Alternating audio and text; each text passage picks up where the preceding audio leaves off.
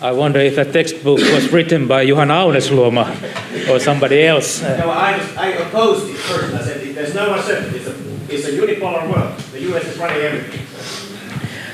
I think we just got a second tweet to the social media here when Juhana referred that Hungary is the new avant-garde state of the European Union.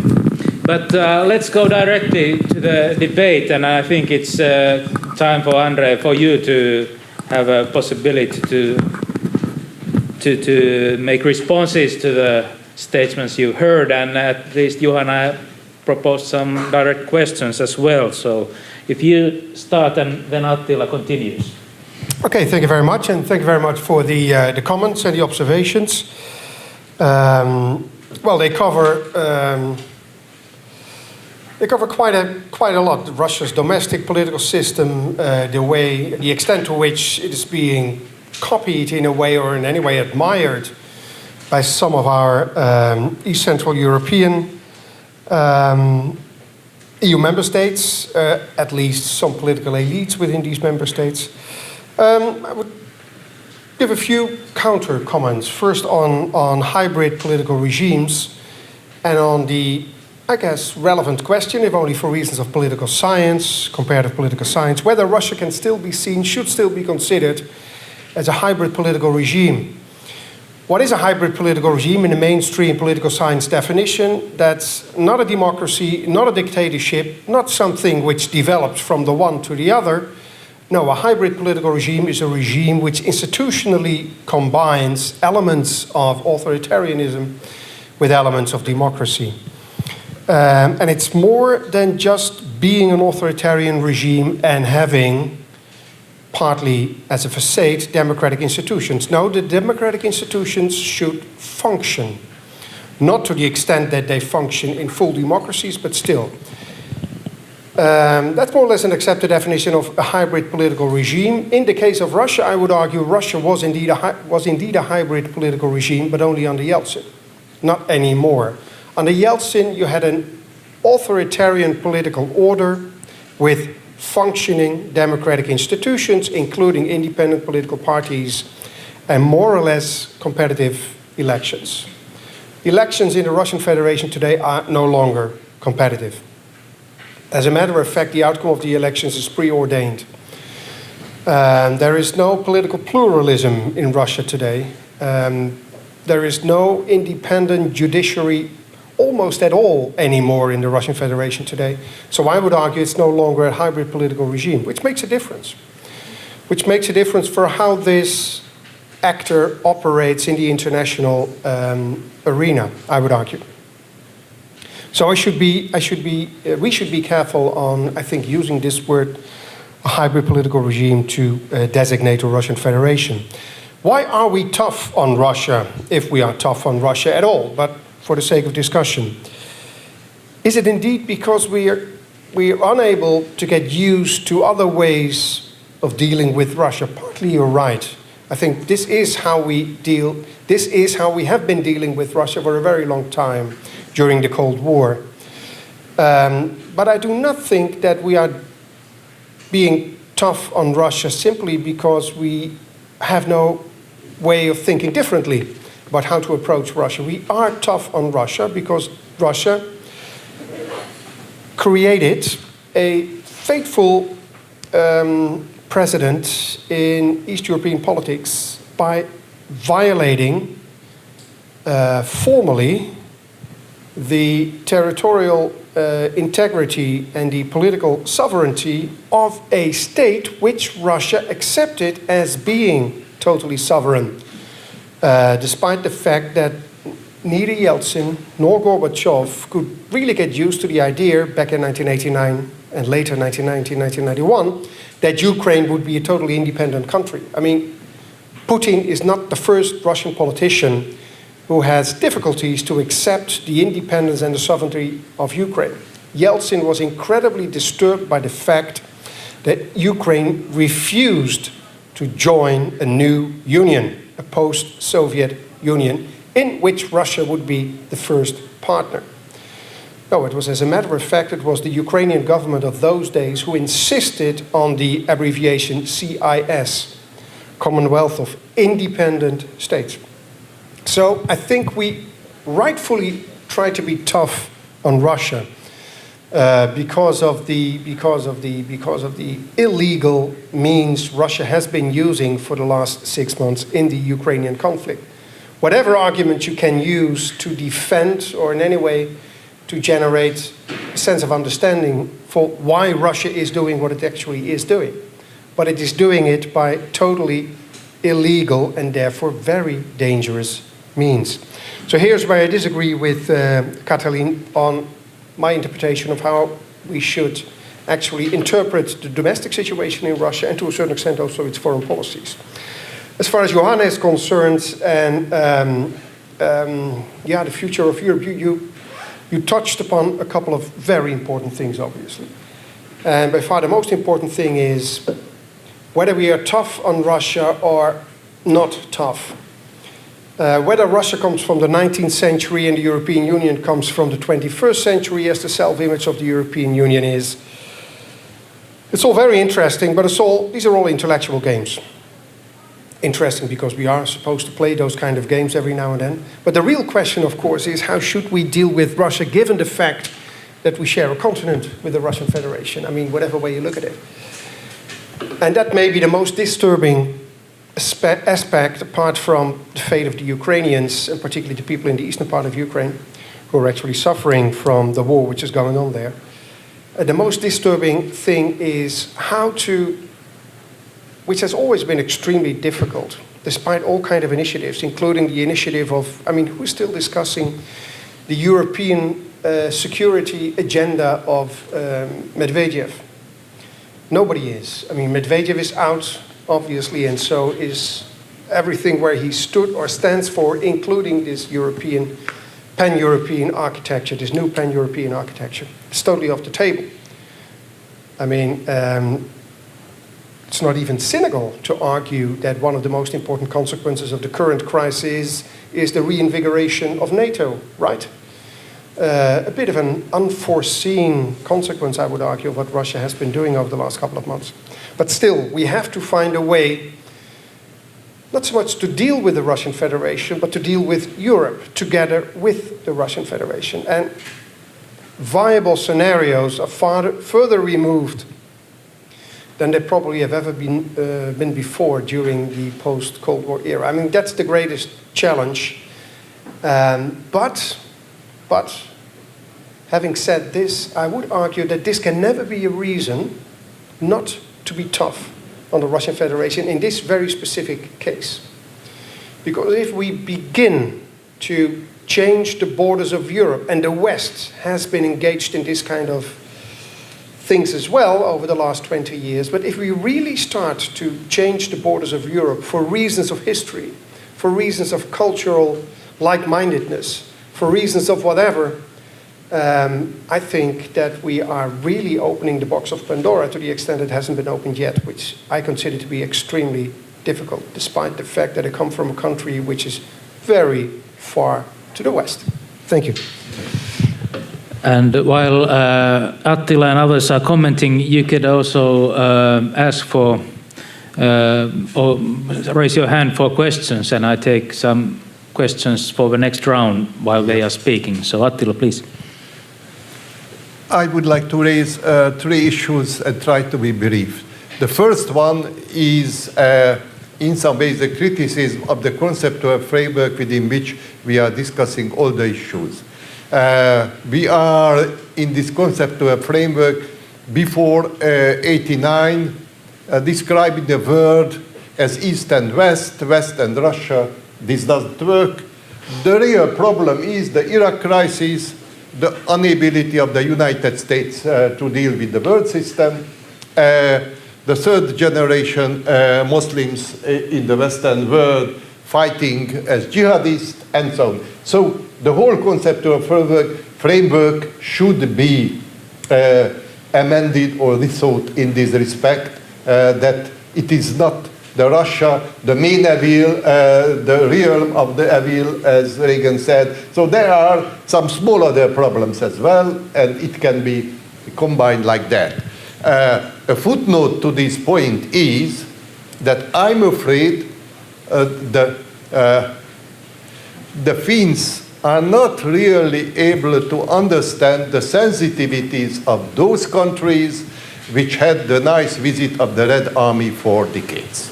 So this is not a theoretical argument, it is absolutely some kind of emotional argument. Indeed, it's deeply in the minds of people of those countries where the Red Army had the chance to stay for many, many decades. And therefore, reacting to the new tourists in southeastern Ukraine of the, although I don't know whether it's a Red Army or not, but certainly Russian troops, we feel in a different way about that. Russian troops moving. And the second is about hybridization, very clearly. Indeed, again, I am insisting on the fact that in the international press, international media, in the international political science, we are in trouble with our terms. Indeed, my concern is not hybridization in Russia or in China or whatever, but as we talked about 30 years ago, transition to democracy, we certainly do not have the proper terms to talk about transition to dictatorship or transition to authoritarian regimes, what is going on before our eyes.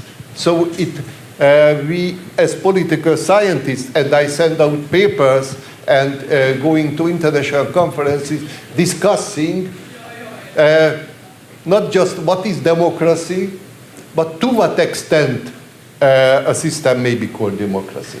When the new elements come in, and I don't want to open no new issue, but we talk about electoral autocracy in Hungary, based on the big international literature, Seppele, Mudde, and many others, because abusing the two-thirds majority, the Fidesz government changed all the electoral rules and tricking against the electoral rule which mediated reproducing the two-thirds majority. So this is a new problem. It's known in the international literature as electoral autocracy, a system which creates the circumstances for reproducing the two-thirds majority, the supermajority, the constitution-changing majority. Again, telling you a story, I was in foreign service in India, and there is a very nice building in Jaipur called Palace of Winds. This is a world-famous building. It is just a facade, and there is no building behind. So these are our facade democracies. You have seemingly the institutions, and there is no real building behind. I could go on with references to literature, but in most writings, they don't use these Palace of Winds, but often mentioned in the political science literature about these new democracies which are hybridized, that sand palaces. That is, palaces built on the moving sand.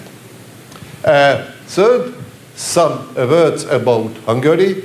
Indeed, I am biased, but I think that Hungary is the most westernized country out of these new member states. Therefore, it is indeed, as Juhana said, it is always suggesting something, and Hungary is suggesting now that, thank you, the 25 years was not a success, we are fed up with it, we are working against our interests. We are going deep again, and finally, I am telling you another joke. We learned democracy theory from a generation ahead of us. One of my teachers in this respect was Philipp Schmitter.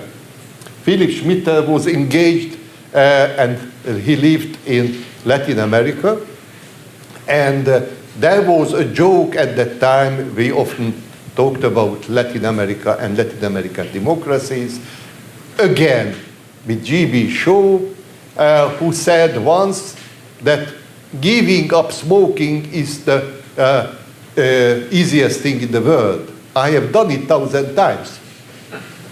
So this was about the Latin American democratization, recurring crisis, falling back, coming out, falling back, and so on. So more or less, I think that Hungary has initiated a Latin Americanization of democracy, going out, falling back, and so on. And the EU has to decide whether EU is happy with this way or does something against it. Any questions at this moment? Katalin. I would like to refer to, okay, we agree to disagree about Russia as a hybrid regime, but my question is, you said that if we start to redraw borders of Europe, this is a Pandora box. Now, what happened with Transnistria, which is actually redraw Moldova's map, by and large, and we are happy with it. We still have the Transnistrian question, and well, we got over it as far as we, the EU, the Europeans. Well, do we do anything about it? Not really. This is just a capsulated problem there somewhere in the East. But I think there is an interesting issue about Hungary and this being ahead of something. I think we could think of Hungary as a village idiot. Now, the village idiot has a very important role because it is testing out the sphere, the elbow room, and actually what can you do in this elbow room. So I think it can be looked at as a model, a new model that also the other so-called East Central European political leaders are following and watching very closely. What can you do inside the EU and get away with it? Because actually the EU doesn't have a means to stop this kind of action model. So you might wonder what is the connection between quality of democracy in a given country and then the conflict in Ukraine. If you ask an Enlightenment philosopher, they would say, of course they are connected, because democracies don't fight wars with other democracies. So this is the so-called liberal peace theory, going back to Immanuel Kant in Germany 200 and more years ago. And this is actually a very good question, because if you're interested in looking at different democracy indicators, there's one very useful one that is provided by the Economist Intelligence Unit. It's the Democracy Index, and the last figures are from 2012. It uses a broad range of indicators showing the quality of democracy in a given country. It's not only about the constitution, it's not only about free elections, it's not only about freedom of speech. There has to be choices available for the voters. There has to be the ability to make informed decisions, meaning that you need education systems, things like that. You need a functioning civil service to provide continuity. So there are a lot of different indicators, and in this sliding scale, all the world's 200 and so countries are given a score. Number 1 is Norway. Finland is number 9. And out of all these countries, there are 25 democracies. The next category is flawed democracies. Democracies with weaknesses. They just draw the line in the overall score at some point and say, okay, then they are flawed democracies. And then they are hybrid regimes, and then they are authoritarian regimes. Most EU countries fall into the first category, but not everyone. On position 28 is France, a flawed democracy. Slovenia, 28 again. Italy, 32. Greece, 33. Estonia, 34. Cyprus, 41. Lithuania, 42. Latvia, 47. Hungary, 49. And so on, so on, so on. I haven't checked the whole list. I don't know whether there's a hybrid regime in the EU right now, according to the Economist Democracy Index. But it's fun to look at these figures because they show you the number of things that actually you have to look at when you're looking at the quality of democracy in a different country. And it seems to me that there are no wars going on between democracies, according to this list. But further down you look, there are. At this moment, there are international credit raters in Finland considering if we can hold on to 3 A's, but I wonder if there are these democracy raters coming every once in a while to look at the system. Still waiting for questions. Jakob Blomberg, please. I'll give you a microphone. Thank you. The problem with the concept of sphere of influence is that one country is influencing another country or a group of countries over the other group of countries, and this is the problem with Ukraine today and in the future. Professor Gerrits referred to the Finland solution. It could be Austria solution or other names can be used. I'm not bothering with that, but the problem is that, or the issue is that Finland has chosen to remain outside NATO. Austria too,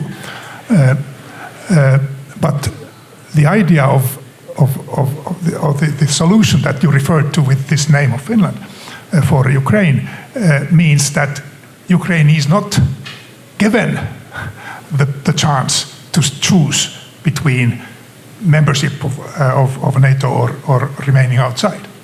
So the problem with Ukraine in the solution for Ukraine's situation is that they should be able to choose their own way.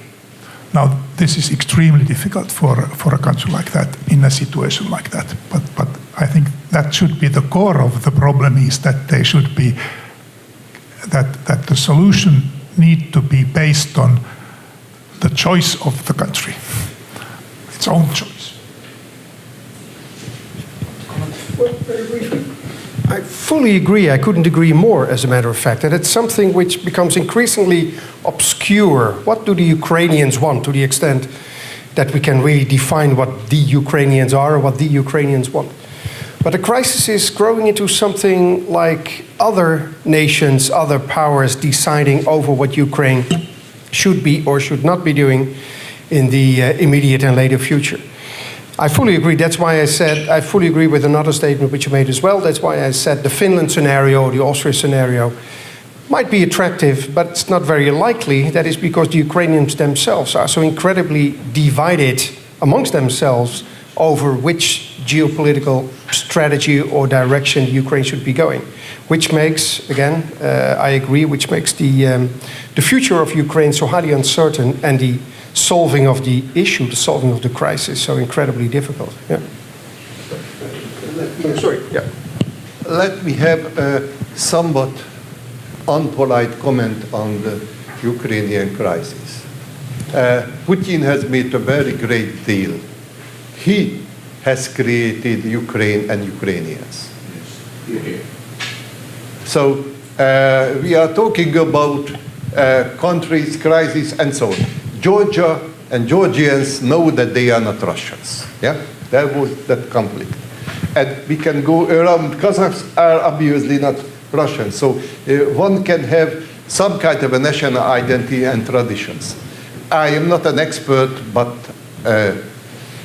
due to my career and so on, I spent a lot of time in Russia. So there were no Ukrainians. The Ukrainian national identity was just floating. This crisis created Ukraine and Ukrainians. Ukrainian national identity is being born right now. So therefore, that there is not even a Ukrainian state, in my understanding, elected or made by Ukrainians. It's also emerging. So making a choice, it is the near future that there will be a Ukrainian state, and who are the Ukrainians, and they will make a choice. That's a very strange process in the 21st century. Maybe I am an absolutely anti-professional, but my impression is that Ukraine is now emerging as a state with the Ukrainian identity. May I very briefly, just one comment. To a certain extent, I agree, but you do, let's say, underestimate a brief moment in history, and that is when Ukraine became formally independent in 1991. There was a referendum in 1991 on the independence and the sovereignty of Ukraine, with very, very high figures in favor of independence, very much against the desires, as I already explained, of the Russian leadership of those days. And the funny and interesting thing is that those very high figures in favor of independence of Ukraine, they were as high in the eastern part as they were in the western part of Ukraine. So to argue that something like a Ukrainian national identity only now comes into being might be a bit of an underestimation of that sense of Ukrainian identity which is there, but I do agree indeed that Ukraine might be one of those examples where a national identity was more or less created along the way, partly by the state itself, which is very different, of course, of how national identity evolved in the western part of Europe. But to say that it only comes into being now, I think, would be an underestimation of the sense of a Ukrainian identity, even already around the time, if not before, of the collapse of the Soviet Union. I pose one question to especially Professor Gerrits. You mentioned in your presentation how in Russia now the country is ruled politically by the same gang who owns it, or something like that, economy and so.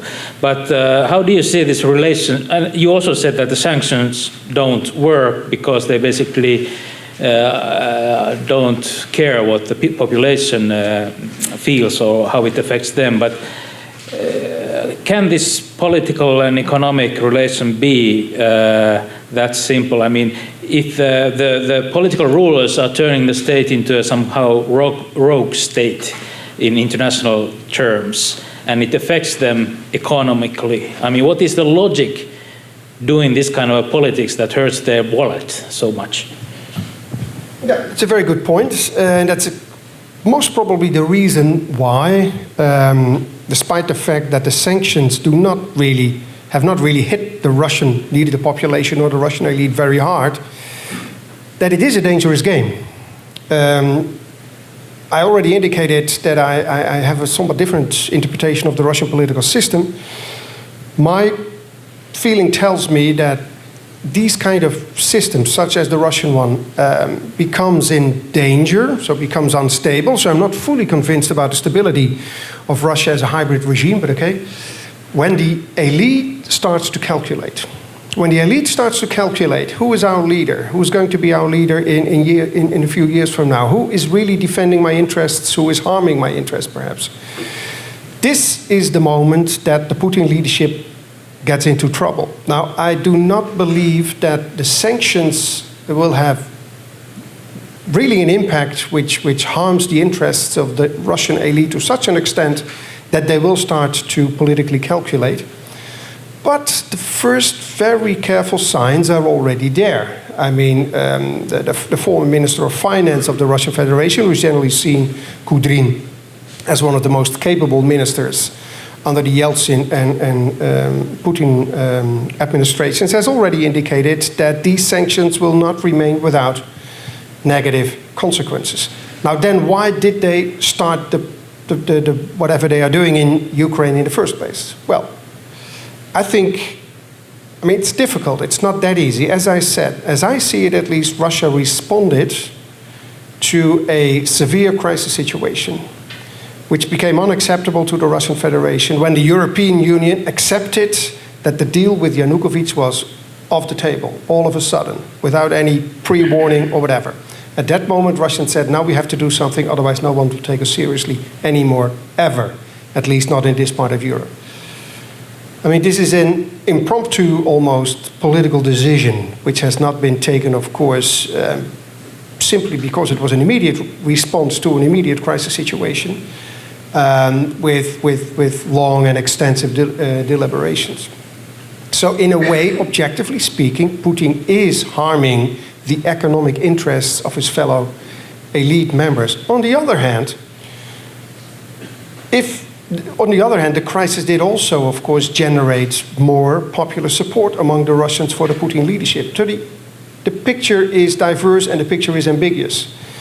Partly, I would argue, longer-term reasoning, Putin's interests might very well be undermined by the whole Ukrainian crisis and the fact that they have this little nice peninsula now as part of the Russian territory in the longer run.